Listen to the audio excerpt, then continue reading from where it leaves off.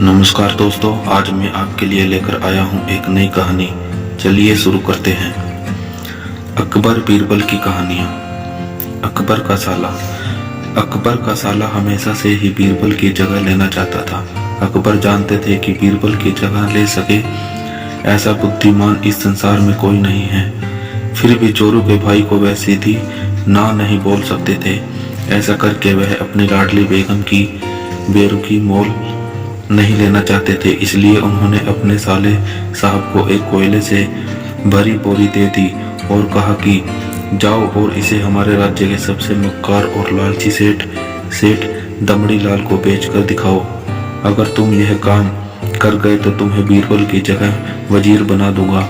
अकबर की इस अजीब शर्त को सुनकर साला अचंभे में पड़ गया। वह कोयले की बोरी लेकर चला गया, पर उसे पता था कि वह सेठ किसी की बातों में नहीं आने वाला।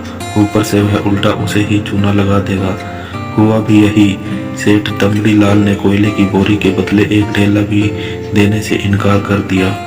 साला अपना सामान लेकर महल वापस लौट आया और अपनी हार स्वीकार कर ली।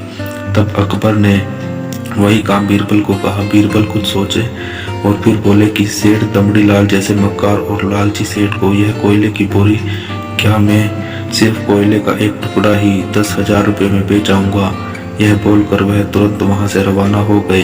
सबसे पहले उसने एक दर्जी के पास जाकर एक मखमली कुर्ता सिलवाया, हीरे मोती वाली मालाएं गले में डाली, महंगी जूती पहनी और कोयले को बारीक सुरमे जैसा पिसवा लिया। फिर उसने पिसे कोयले को एक सुरमे की छोटी सी चमकदार डिब्बी में भर लिया। इसके बाद बीरबल ने अपना भेष बदल लिया और एक मेहमान घर में रुककर इश्तिहार दे दिया कि बगदाद से बड़े शेख आए हैं जो कृष्णमयी सुरमा बेचते हैं, जिसे आंखों में लगाने से मरे हुए पूर्वज दिख जाते हैं और यदि उन्होंने कहीं कोई धन गाड़ा है तो उसका पता बताते हैं। यह बात शहर में आग की तरह फैल गई। सेठ दमड़ी लाल को भी ये बात पता चली। उसने सोचा जरूर उसके पूर्वजों ने कहीं न कहीं धन गाड़ा होगा। उसने तुरंत शेख बने बीरबल से संपर्क किया और सुरमे की डिब्बी खरीदने की पेशकश की।